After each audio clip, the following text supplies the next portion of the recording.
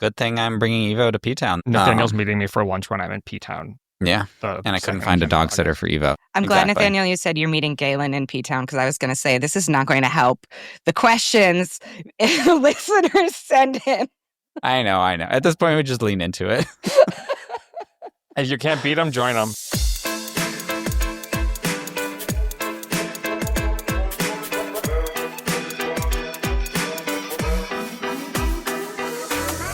Hello and welcome to the GD Politics Podcast. I'm Galen Drew.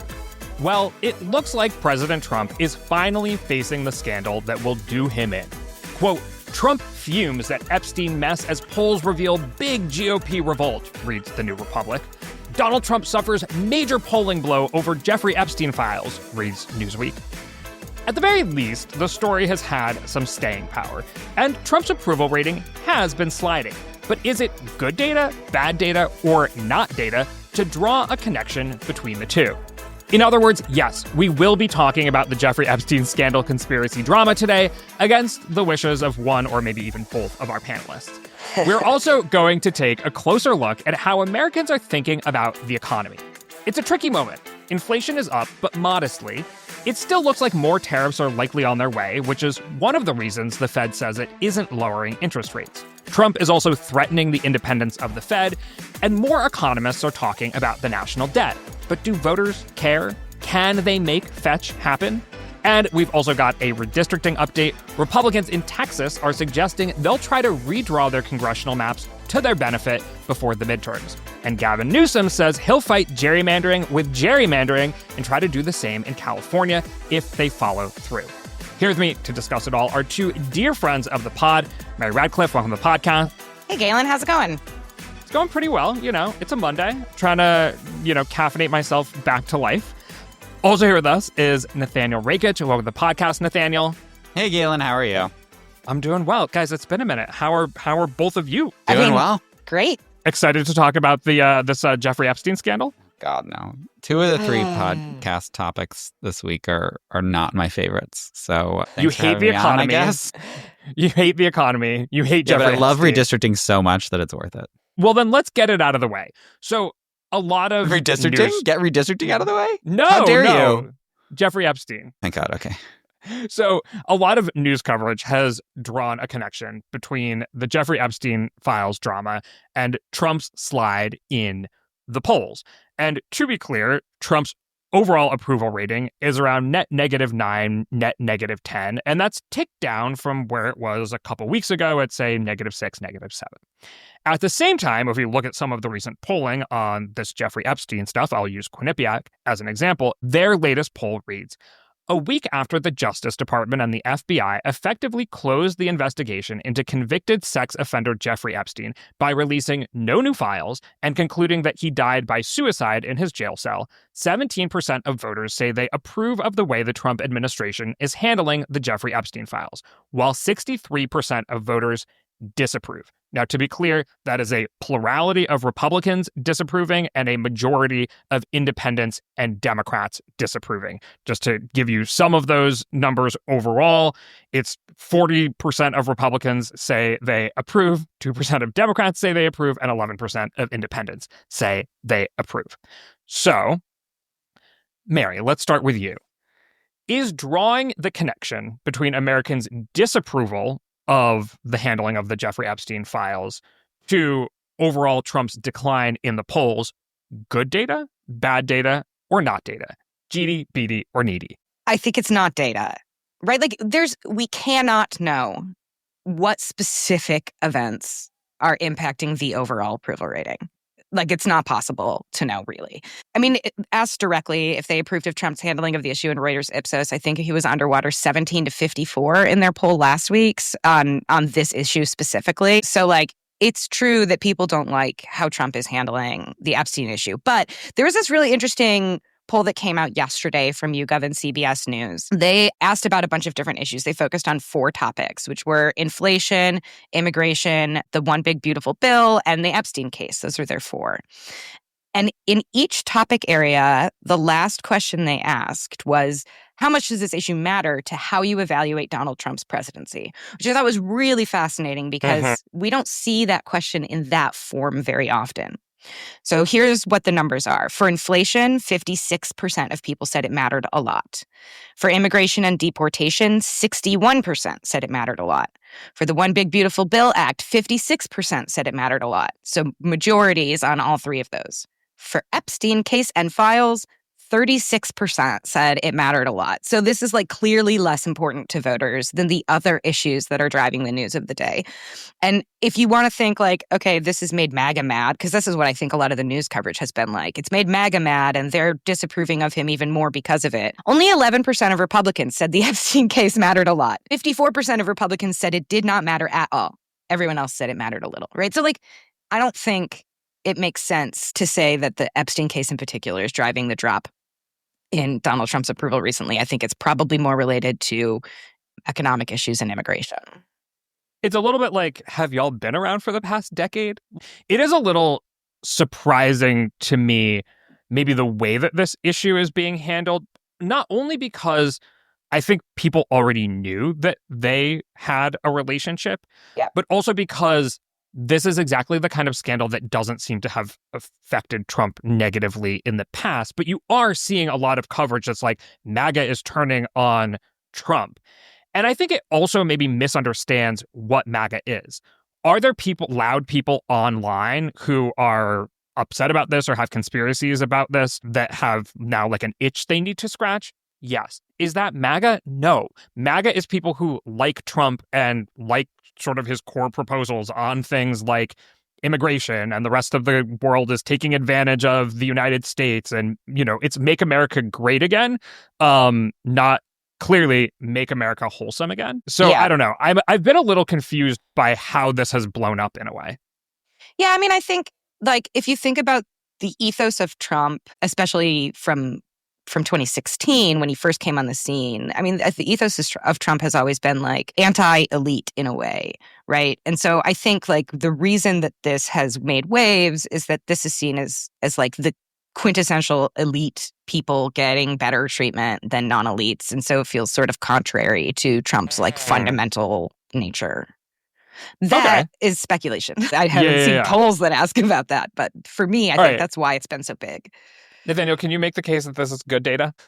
No, I can't. I agree that it is not data. The main thing to me is that, right, this is a good case of like Twitter and cable news is not real life, because it is not clear to me looking at the approval rating averages that Trump has actually gotten less popular, right? Like if you look at the New York Times average, he's been basically steady at 44% approval for the past month. His disapproval has ticked up from 52 to 54%, but like that's the kind of thing I really don't think that we should be reading into, because when you kind of take a bigger step back and like in a year, when you're looking at this period in time, and like, sure, if it continues to go up from 54 to 57, then that's a spike that you'll notice. But it could very easily just go back to 52% this week, and then nobody will notice, because there's always a little bit of kind of like twitches in the line at some point, right? Basically, I think the main trend that we have seen with Donald Trump is the same trend that we have seen with basically every president, which is that he started off popular to some degree. Obviously, other presidents have had bigger honeymoon periods in the past than he has. And then there was an inflection point at some point a few months into his term where he flipped and became unpopular. And he's basically been at the level of unpopularity that we have come to expect from Donald Trump from his first term since that time, which is about that 44% approval. I guess during his first term, he tended to hover more around like 42%. But again, these are small differences. And again, that disapproval number being just a little bit north of 50%. And so I just don't see the evidence for this mattering among the broader electorate for, I think, a lot of the reasons that Mary mentioned. Salience is so important. It isn't because of, you can't just be like, oh, this number, 70% of Americans disapprove of his handling, and therefore this is his worst issue and this is what's driving it. Salience is really key. I'm also curious, Mary, because to the point about kind of the Republicans, like, yeah, I think Democrats are obviously not going to approve of basically anything that Donald Trump does. So the fact that only 2% of them approve of his handling of the Epstein files is basically irrelevant. The independence number isn't great for him. It's quite bad. But again, I think independents care more about the economy and immigration. You could maybe at the start of all this, if you could tell me like this is an issue that like Republicans are going to be upset with Trump about, and that is a group among which he does have room to drop, I could be like, Okay, sure, that's plausible. But Mary, I wonder if you have any stats on Donald Trump's approval rating, average approval rating among Republicans specifically over, say, the past month, and if there's been any movement, because I'm betting there hasn't been. I actually do, and this is going to be surprising, I think. So I have a sense of what's about to happen. Okay. Is it that his approval rating went up amongst Republicans? Yes, Galen. So Not data. The YouGov Economist. This is data, to be clear. The YouGov Economist published on Friday an analysis over the entirety of Trump's term, his approval rating among not 3 groups, but 4 groups. So Democrats, independents, Republicans that identify as MAGA, and Republicans that do not identify as MAGA. And over the last month or so, what you see is his approval rating declining among independents and basically staying the same among Democrats and MAGA Republicans and going up among non-MAGA Republicans. And I suspect that increase among non-MAGA Republicans has more to do with the economic package that was just passed that includes things that non-MAGA Republicans might really like tax cuts. Yeah, interesting. And I wonder maybe the Iran war, because that's also a very possibly kind of traditional resonant. neoconservative Republican thing, and it resolved in a way that actually ended up being pretty good for Trump. We did not, in fact, go into World War III. So, yeah, Nathaniel, I know you are this podcast's favorite structuralist, and so I'm not surprised to hear you say, well, he was popular and then he started declining in popularity, and at a certain point he became unpopular, and that's just where we are now.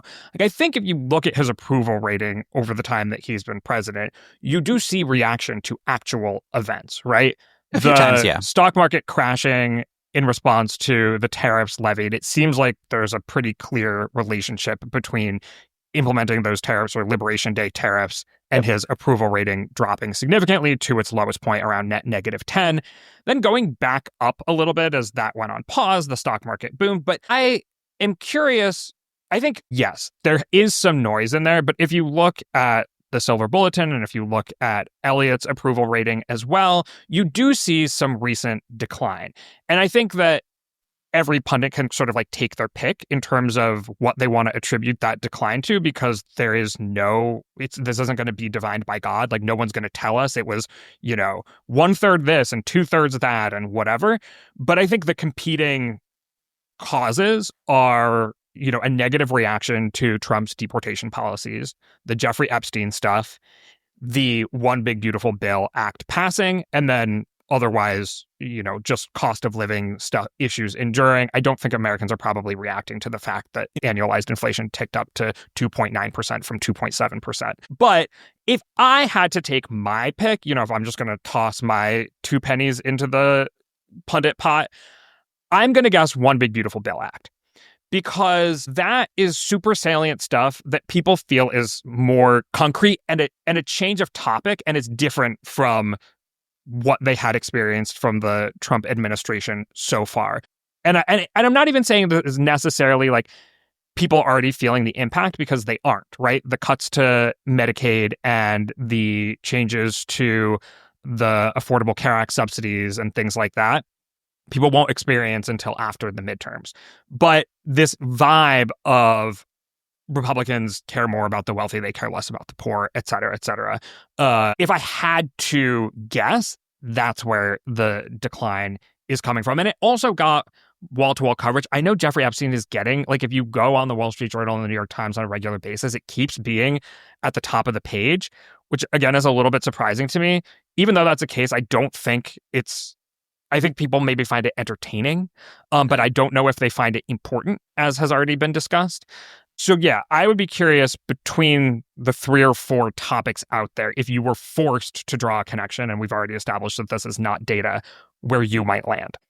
So on the tracker that Elliot has up that uses data that I collect, you can see that sort of the local peak before Trump's approval rating started declining again was around June 10th. And what's interesting, if you compare that on the tracker we have on key issues, that's also around when you see his immigration approval start to crater. So for whatever that might be worth, those things seem to be happening in tandem. I mean, there's other things that are falling at around that time too. So trade and jobs in the economy are both also kind of declining. So that you would expect these things to be declining in tandem, because if you start to disapprove of the president, you'll disapprove more on issues. They should be correlated. But I think the most significant drop at that time is in the immigration approval. This is also, I think, around the time of the protests in Los Angeles and all of that going on. So that seems to have kicked off the big decline. So I'm going to put my hat on immigration as the first tipping point of the recent slide. Nathaniel? He's like, I'm a structuralist. Stop asking me these questions. I mean, basically, I will caveat that I do think it is basically impossible to tell, and there may not be an answer to, because these things kind of work together, right? They feed into each other. To me, I think, and again, I think this is also a little parable in it does matter which average you look at, because if you do look at the New York Times average, it has been more stable than in Nate Silver's or Elliot Morris's averages. But even in Nate's and Elliot's averages, the decline has been gradual. So I agree that the big, beautiful bill feels more important. It's undeniably unpopular, but that may have been baked in. I mean, I guess the negotiations over the big, beautiful bill were happening for a long time before it actually passed on July 3rd, I think. And so you wouldn't necessarily expect a kind of a sharp dip right after it. So maybe that actually does feed along with the gradual decline, as does the immigration stuff as well. But my gut instinct, and again, there's no way to confirm this, is kind of just the economy stuff and the continuing sense that the economy isn't getting better. I agree that they're not being the inflation rate is 2.7% or whatever it is, but obviously the number one thing that voters elected Donald Trump to do, based on exit polling and all the data that we have from last year, was to stop inflation, get prices under control. That hasn't happened. It hasn't been, we haven't had 9% inflation, but I just think there's this nagging sense. And I think with every day, week, month that goes by, people start to lose patience, and maybe, a handful more people every day start disapproving of Donald Trump, because they're just kind of running out of that patience. And to me, that fits with the kind of gradual decline that we've been seeing, which again is a point or two. So that's probably what I would say. But again, I do think that feeds into, I think that plus the big, beautiful bill negotiations, you can be Donald Trump said that he would lower prices. Why is he focusing on this other thing, cutting Medicaid, which I don't think is a good idea? Donald Trump said he would focus on lowering prices, but this immigration stuff is out of control, and there are protests on the street, and this is very chaotic. This isn't what I voted for. So I think, again, I think it's all fed in together, and I don't think that voters are as linear as connecting it to one issue. But I think if you had to make me pick, I think I would say the economy. All right, so we have three people, three different explanations. We have one big and beautiful I think that's actually useful, right? I think also, though, I do want to point to a piece of data that backs up your theory, Nathaniel, which is that all of Trump's first term, his approval on the economy was significantly better than his approval overall. So that sort of maybe buoyed him a little bit, even at some of the hardest moments of his first term. This term, it's the reverse. So his overall approval rating is better than his approval on the economy, right? And just to give you some example, because Reuters Ipsos is tracking these issues separately. So overall job performance for Trump right now is 41%. Overall in their survey, performance on the economy is 35% approval, right? Whereas if you go back to his first term, at this moment in time, he had about a 45% approval rating on the economy, while he had a 36% approval rating overall. So I think Americans are not feeling the same way about the Trump economy 2.0 that they felt about the Trump economy 1.0. Yeah, I think that's undeniably true. And if you look at kind of the breakdown by issue, Silver Bulletin has a breakdown like that, and I know that that Strength in Numbers does as well. Inflation is Trump's worst issue, and again, that also being the most salient issue, it's maybe we should just go with Occam's razor that the most salient issue being his worst issue probably is the thing exerting the most downward gravitational pull on his approval rating. I do want to say one more thing, though, about Mary's point on immigration, which is Americans disapproved of Biden's handling so much that there was some question of the severity of thermostatic public opinion that we might experience once Trump actually starts implementing his policies, right? When Trump got into office, the mass deportation stuff, building a wall stuff had a literal majority, above 50% of Americans supported it. And these were not questions of like, should we just deport to criminals? It was, do you favor mass deportations in the United States of people who are in the country illegally? It seems like Americans have changed their minds pretty quickly. I just want to take a moment of personal privilege here to say that last year, when we were talking about this issue, I kept saying Americans are going to sour on Trump's handling of immigration. Like, he's going to overreach. Americans are actually more to the left on this than Trump is. And you guys didn't necessarily agree with me. So moment to glow. I'm sorry. I think that right. I don't think it's actually that Americans have moved that much, because I do think that we have known for a while that Americans want to deport criminals, but people who have been here a long time and people who are like nonviolent offenders, they don't want to deport. And obviously Trump has gone even farther with, illegal deportations. And so, yeah, I do think that Trump has obviously gone way further to the right than Americans would like him to. I think Americans may have approved of Donald Trump on immigration, or like trusted him more than Biden and Harris on immigration last year, because of the salience of like the border. And now the thing that's salient about immigration is the deportations. I think there's also something else important to keep in mind here, which is that, like, you're right, the backlash has been pretty severe. And still, despite all of the unpopular and controversial things Trump has done, Americans trust Republicans more on the issue of immigration than Democrats, right? So on one hand, Americans don't approve of literally anything Donald Trump is doing, and immigration is still his best issue of all of the different things that he's doing. And number two, if you force Americans to choose between Republicans and Democrats on this issue, they're still choosing Republicans. So I think that there is a tendency amongst some of the chattering classes on the left to be like, see, look, we were right about immigration. And it's like, okay, well, why don't you try offering the Biden approach to immigration at the next election and see what happens then? So I think it's a more nuanced story. Like, Americans don't agree fully with either Republicans or Democrats on this issue. Basically, the answer is they agree with Republicans on border security, and they agree with Democrats on a pathway to citizenship for people who are in the country illegally, who are contributing to the economy. And at the moment, no party is offering that kind of platform. Is basically what's happening. Yeah. Yep. So just to put some numbers around this change, if you look at CNN's polling on this issue, so in February of this year, they asked whether Donald Trump has gone too far, been about right, or not gone far enough when it comes to deporting immigrants living in the United States illegally. Back in February, there was a majority of people that said it's either been about right or not gone far enough. Now, there's a majority saying it's gone too far. So it basically completely flipped. It was 55-45 in February, saying it was about right or not far enough. And now it's 55-45 the other way. So almost exactly flipped. All right. Well, we took the Jeffrey Epstein story as an opportunity to talk about some other, perhaps more important issues. I see what you guys did there. I approve, yeah. Let's move on and talk a little more specifically about the economy, but first, a break. Today's podcast is brought to you by GiveWell. This year's cuts to U.S. foreign aid have made headlines. They've also raised concerns about the future of people in some of the world's poorest communities. But it's hard to know what's actually happening or how to help. GiveWell doesn't claim to have all the answers, but over the past 18 years, the independent nonprofit research organization has helped guide more than 135,000 donors and $2.5 billion to highly cost-effective aid. Its researchers are analyzing the impact of USAID funding cuts in real time and sharing what they're learning with everyone for free through research updates, grant write-ups, and podcast conversations.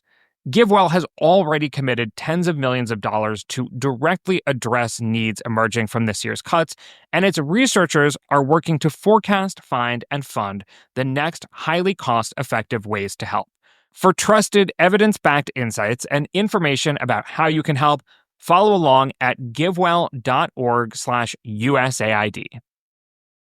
It's become something of a running joke between Mary Radcliffe and myself that at some point on this podcast, we will talk about the debt and deficit, because a while back, I said we were going to do a segment on it. And as often happens, we talked too much and then we didn't actually get to it. So, Mary, this is your opportunity. Increasingly, economists have been saying, all right, I wasn't shouting about the debt previously, but now I'm shouting about it. I mean, to maybe a more neutral observer, that might seem a little bit like, oh, convenient. You're a left-leaning economist, and now that Republicans are the ones spending a lot of money, you're worried about the debt and deficit. But let's throw all the politicians and chattering classes out, and let's just look at Americans. How do Americans feel about the debt and deficit in this moment?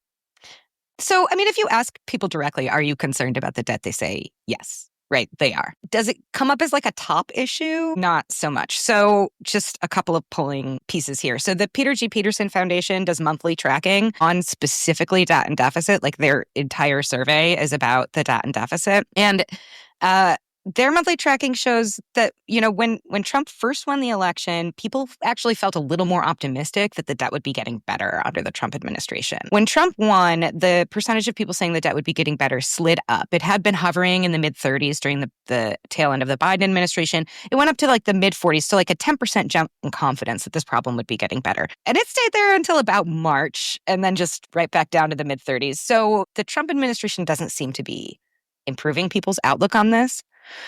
But I think a pretty interesting nugget here. So in a recent Fox News poll, they had an open-ended question where they asked people like, hey, what's the top issue facing America? And 3% of people in an open-ended question mentioned something about the debt and deficit. And like the top issue was, I believe, 27% of people mentioned something about inflation and cost of living. So while this is something that if you say, hey, do you care about the debt? People will say, yes, I do. Generally majorities, but they don't care about it more than they care about their own pocketbook issues. I don't know to the extent to which that will change as the debt problem continues to become more severe, but I suspect not. If it doesn't touch people's actual lives, I don't think people are going to start caring about it. Well, the debt has been getting more severe for decades, right? Yeah. I mean, what's going to be the tipping point? I'm not sure that it exists. So, yeah. Well, historically, it's ended up mattering to people when politicians talk about it in a way that people feel as though it matters to them. I think we've talked about this before on the podcast, but like Ross Perot spent his entire 1992 campaign talking about it and told people like the debt and deficit is the reason for this recession. It's the reason you don't have a job. It's the reason you don't have as much money as you want. And the like. Public opinion is malleable, but somebody has to like seize the opportunity in order to change it. And I think at this moment, both parties want to do so much in terms of tax cuts and new programs and whatever that it doesn't align with the direction that the parties want to go in, like making a full-throated argument about the debt and deficit, which is why it would probably be a third-party independent type person who would once again come in and make fetch happen. Yeah, I mean, I think neither party is really a credible messenger on this issue because both parties in the last few administrations have contributed pretty significantly to increases in the deficit. So I don't know that you could expect voters to believe either the Republican Party or the Democratic Party when they talk about this issue. Now, there's some few figures, I think, that are credible messengers on this issue, right? Like, if you put Thomas Massie on TV talking about the debt, I think he's a credible messenger because he's one of the only people who's been consistent in not voting for debt increases. So from one topic that Americans say they care about, but don't ultimately sort of vote on necessarily, to another topic that I don't know how much is on Americans' radar at all, which is an independent Fed. So Trump has been threatening Jerome Powell, I would say like tacitly, but at this point, I think they publicized that he had written a letter firing him and that he was going around asking if he should actually send it. So that's not so tacit. We don't have to become an economic theory podcast, but in the absence of an independent Fed, what oftentimes happens is politicians pressure the central bank to lower interest rates in the run-up to an election in order to make voters happy, to boost the economy, which may be sort of exciting and enticing in the short term, but in the long term can lead to inflation levels like we see in places like Argentina and Turkey, where 9% annualized inflation, which was the highest point that we reached in 2022, look very quaint in comparison to like 35 to 100% annualized inflation. So there is actually, when it comes to what Americans say they care a lot about, which is inflation and the cost of living, a lot at stake here. Yeah. But Mary, you tell me, are Americans actually drawing that sort of relationship? Would you believe that I don't have any polls in my database that I've tagged as talking about interest rates. What? Wait, hold on. Usually I'm like cynical about this stuff, but I am actually surprised. I do have a couple recently that asked about Jerome Powell and the Federal Reserve, but I really don't have, at least since November, I went and searched for interest rates in my database and I didn't tag any of them that way. It doesn't mean they don't exist, but I didn't add that tag.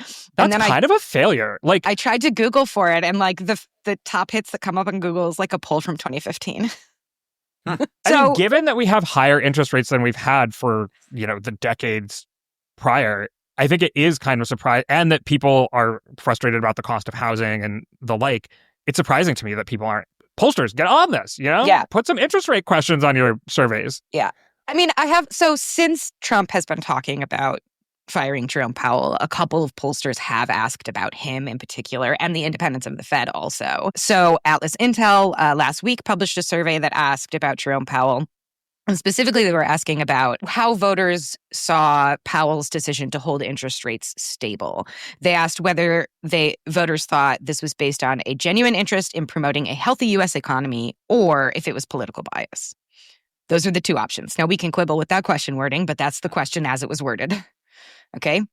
On that question, 43% said that his decision to hold interest rates steady was based on a genuine interest in promoting a healthy economy, and 38% said it was political bias. So it's a 5% edge for Powell, like 5 percentage points more, saying that his interest is genuine. But that's not much. I was actually pretty surprised by this survey to the extent that voters are paying attention. So first of all, to have like 80% of voters express an opinion rather than say they don't know was pretty surprising to me. And that so many of those people said that they thought Powell was acting based on political bias was also surprising to me. YouGov-CBS in their survey yesterday asked directly about Fed independence, and 68% said the Fed should be independent from Donald Trump. 32% said it should be guided by what Trump wants. So they've got much more support for an independent Fed than I think you would expect based on the Atlas Intel survey. But so that's what we've seen so far since this recent dust-up. Well, we will keep following the story and see what happens if he does decide to try to fire Jerome Powell. But let's move on. That would get me interested in the economy. Yeah. I will say, I mean, like, the reaction among like the investment class and the business class here has been really interesting. Some economist was saying, or investor was saying to a journalist that based on all of this, he doesn't know who the next governor of the Federal Reserve will be, and he already doesn't trust them because of all of this talk. Like Jerome Powell, even if Trump doesn't fire him, will be gone next year, right? And so Trump will appoint a new director, and whoever that is, already you have people asking questions about their independence. Yeah. All right. Well, let's move on to a topic I have written in my prep doc, The Economy, starring Mary Radcliffe. And the next topic is Redistricting, Texas and California, starring Nathaniel Rakich. Okay, so let's move on, Nathaniel, to a topic that's more squarely in your wheelhouse. Republicans in Texas are calling a special legislative session that actually begins today. They have several things on the docket, including, aid for all of the flooding that happened in Texas and the like. But one of them is also redistricting, which, as I'm sure many people who listen to this podcast know, generally happens once every decade after the census is conducted. We have new population numbers, so the lines get redrawn based on how Americans have moved around the country and around the state. So it does not usually happen in the middle of the decade. Texas Republicans are thinking of doing things a little bit differently. Nathaniel, what's going on? What's going on is that under the current maps, Republicans are almost certainly going to lose the House in 2026, right? Democrats only need to pick up 3 seats. Well, there are actually only 3 seats that Harris carried that are currently occupied by a Republican. But then there are many other seats that were very, very close in the election, which obviously Donald Trump won the popular vote, which is kind of, I think you could say that is a high watermark for Republican performance. And if we see a midterm environment like we saw in 2018, or even if we see just kind of like a more neutral year or slightly Democratic leaning year, Democrats should be able to pick up more than enough seats to win. Republicans, one of the only ways I think in which they could have a fighting shot at keeping the House next year is to redraw some of the maps. So Ohio is already going to be redrawing its map. That is something that we knew was going to happen because basically it's complicated, but under Ohio law, if you don't get a bipartisan map, the map is only good for 2 election cycles. And we had it in 2022 and 2024, and now they're going to redraw it for 2026. Republicans are in control of that process. They could probably get a couple seats out of that. But Texas, of course, is a real prize because it is the largest state that is controlled by Republicans. There are still a lot more Republican representatives from Texas than there are Democratic ones. The map is already pretty friendly to Republicans, but there are a few ways in which they could draw the new map to pick up really, I think, anything up to maybe 4 seats, I would say. I think 4 seats is plausible. Anything more than that is going to start getting tricky. I can explain why. But but basically it is an attempt for Republicans to, obviously in a way that is gerrymandering and not good for voting rights and fair elections, to try to hold on to control of the House next year. Wait, so Nathaniel, is this just generally allowed? Like, can any state redistrict in the middle of the decade if it wants to? It's complicated. It is definitely more, I would say it is more enforced by norms than by laws. But some states do explicitly have provisions preventing that. In other states, it's more ambiguous. In other states, like Texas, they have done it before. This was something that famously happened in 2005 in the middle of that decade. Tom DeLay, who was later indicted, and kind of orchestrated this plan to get more Republicans seats in Texas. California, which we'll talk about in a minute, it is ambiguous to illegal to do that. But yeah, it is something that states have done in the past to gain an advantage. Obviously, kind of a naked partisan power grab in the House. Okay, you said that you were going to talk about why 4 seats is probably the upper limit of what Texas Republicans can get out of a redistricting scheme. Yeah. So basically, Texas Republicans are in a situation now where they can make some nips and tucks to the map, or they can really kind of go for the jugular. Facelift, Exactly, right. Or a total reconstructive surgery. Okay, yeah.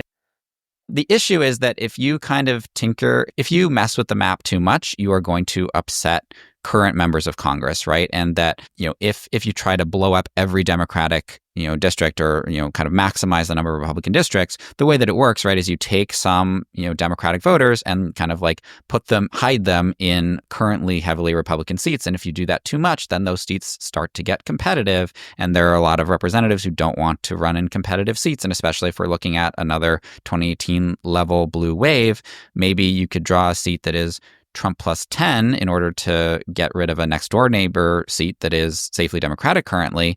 But the Trump plus 10 district might not cut it. You're going to be in a competitive race this year, maybe. And so there's going to be, I think, a lot of internal lobbying, probably because nobody wants to go out against Trump and the party's interests kind of on the record. But I think you're going to see a lot of under the table poking to say, hey, I don't want more Democrats in my district. Let's not do this. But basically, the easiest way for Republicans to pick up seats in Texas is 2 seats that are already competitive in the Rio Grande Valley. This is Henry Cuellar's seat and Vicente Gonzalez's seat. Those are already there's a decent chance that they might flip to Republicans because of the movement among Latinos toward Republicans. They could also pretty easily just do those nips and tucks, like I said, to basically put them out of reach for Democrats. I think if that's kind of their lowest bar for things, they could just do that and not upset any other incumbents in any other areas of the map. And I think Republicans would kind of go home happy with that. Some Republicans, maybe not Mike Johnson and Donald Trump, which of course Donald Trump is the one who matters here. Wait, can I ask a question? Yes, please. So I wonder, I don't know the extent to which you've thought about this, but I wonder if Republicans might end up shooting themselves in the foot here if we see some reversion on that racial realignment that you're discussing. So the precincts that they would add, I think, would be more reliably Republican. They wouldn't make these districts more Latino. So I think that it actually would be good for them politically to do that because it would hedge against that. Because, right, I agree, there is at least some chance that that Latinos will revert back toward Democrats, maybe more so than the average voter, because we do expect some reversion to the mean in 2026 regardless. But I think that adding some more conservative areas around Corpus Christi, for example, to one of these districts would kind of hedge against that because these were at one point safe Democratic districts, especially. So, in fact, at one point, some of the bluest districts in the country. Right, exactly. Yeah. So yes, but good question. So, okay, so if you're Republicans, you get those 2 seats maybe with some relatively simple changes. The next kind of nuts to crack are the Dallas-Fort Worth area and the Houston area. Those areas could get, like, you have 3 Democratic seats in Dallas-Fort Worth, and you have 4 in Houston. It would be relatively easy for them to get 1 seat from each, 1 Democratic seat from each without endangering too many. You would probably not endanger any Republican incumbents in those areas. You might give them new areas that are bluer that maybe they don't want to have for just kind of personal parochial reasons. But that's how you could get to 4 seats, again, somewhat easily without rocking the boat too much. But after that, it gets tricky because if you're trying to blow up a second Democratic seat in either Dallas or Houston, then you're going to probably put some Republican incumbent in a competitive race. And that, to me, I think is going to be a bridge too far for them. So I'm very curious to see exactly what they decide.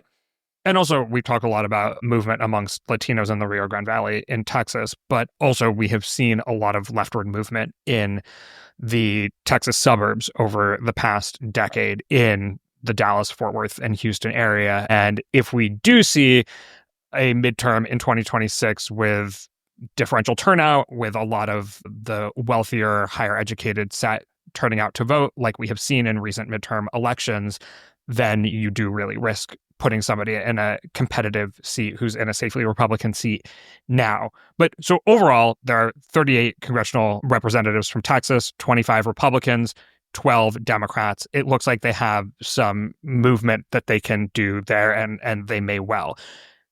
Gavin Newsom, governor of California, has said, all right, you guys gerrymander Texas, we are going to gerrymander California. As folks who have been listen to the Forebearer podcast to this know, California has an independent/bipartisan redistricting commission.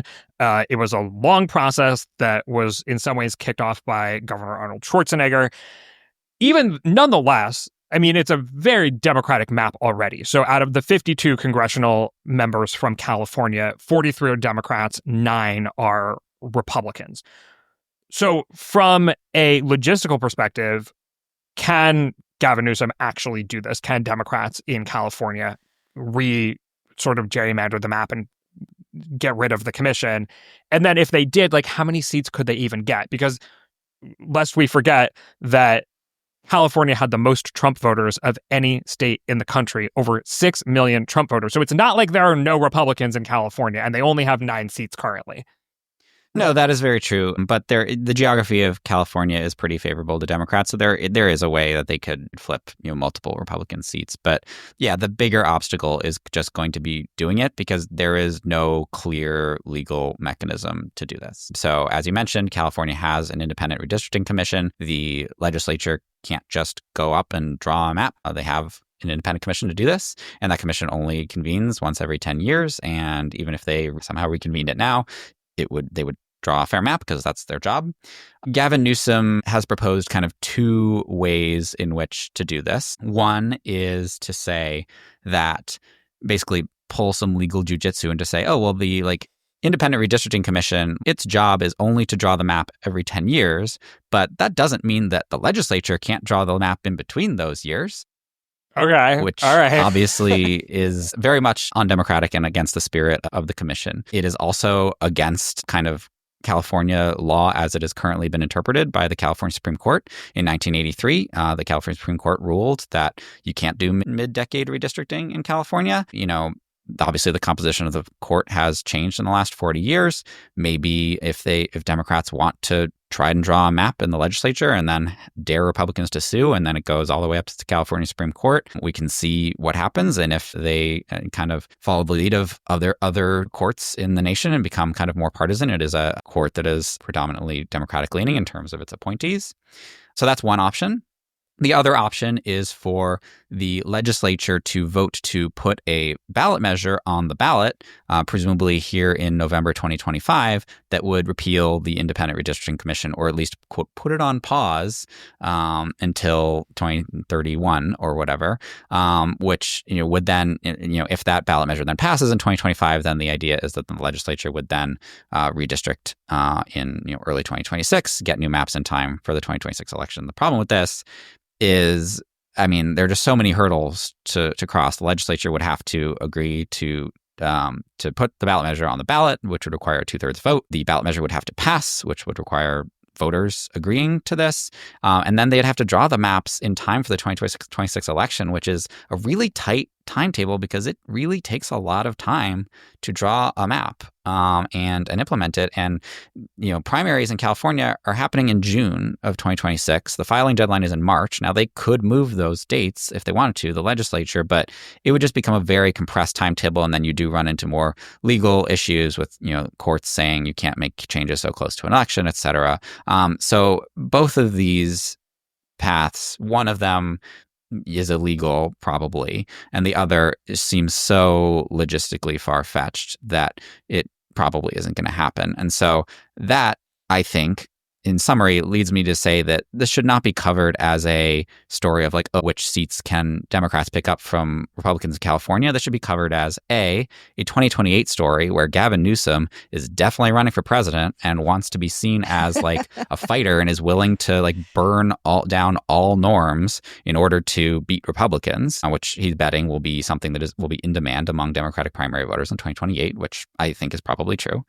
And then the other aspect is that they're bluffing to try to stop Texas, right? If Texas Republicans truly believe that California can do this, then maybe they will leave the map alone, or maybe they will only do those two seats in the Rio Grande Valley. If any Texas Republicans are listening to this podcast right now, then exactly. they've been stupid, disabused of right? that notion. They have lawyers. I don't think that it will work, but I mean, you've also heard from people rumblings in other states like New York and Illinois where it would be more kind of legally feasible to change the map. So I do think there is an element of deterrence here for Democrats, which makes sense for them to at least try. But yeah, I think that it'll be really interesting to see what happens with Texas. It does seem like there's going to be some change made to the map. I don't know exactly what the upshot will be, but I will be surprised if Democrats are able to retaliate, certainly in California and in other states, I guess TBD.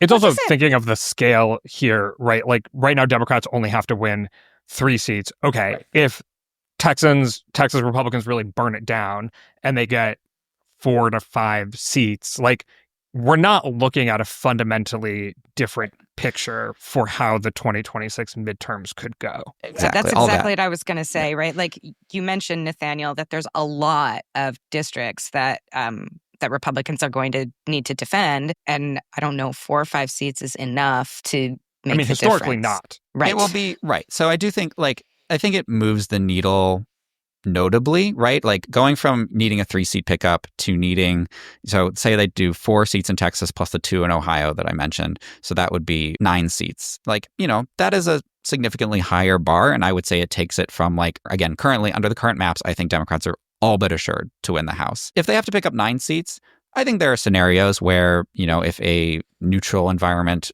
materializes and we don't see the blue wave and stuff like that, then maybe they don't win the House. But I think it takes it from something like, these are made up ballpark numbers, but something from a 98% chance for Democrats to maybe a 75% chance for Democrats. Obviously, you'd rather have that if you were Republicans, but right, I think at the end of the day, the outcome will probably be about the same. You know how many seats flipped in 2018? Just curious. I think it was 41. Yeah, there it is. But I should note, right, this is a good point, right? So on average, the president's party loses 25 House seats in the midterms historically. I do think there is reason to think that that number will be smaller in 2026, not because of the environment, which I do expect to be pretty Democratic leaning, but just because the number of competitive House seats has been shrinking and shrinking and shrinking over time. And so I do think that there are probably about 20 seats that Democrats have a pretty good shot at winning in 2026. And they won't win all of them, obviously, but somewhere between maybe a 10 and 30 seat gain seems plausible. And again, obviously, but that 10 seat gain, might not, I guess 10 is still bigger than 9, but it makes it closer. So yeah, I do want to emphasize that we're probably not looking at 2018 level gains in the House, even if the popular vote is the same, just because of the different maps. All right. Well, I think that's where we're going to leave things for today. Thank you, Nathaniel and Mary, for joining me. Thanks for having me on. My name is Galen Druk. Remember to become a subscriber to this podcast at gdpolitics.com and wherever you get your podcast. Paid subscribers get about twice the number of episodes and access to videos for the podcast. You can also join our paid subscriber chat and pass along questions for us to discuss on the show. And most importantly, you ensure that we can keep this podcast going. Also, be a friend of the podcast and go give us a 5-star rating, maybe even tell a friend about us. Thanks for listening, and we will see you soon.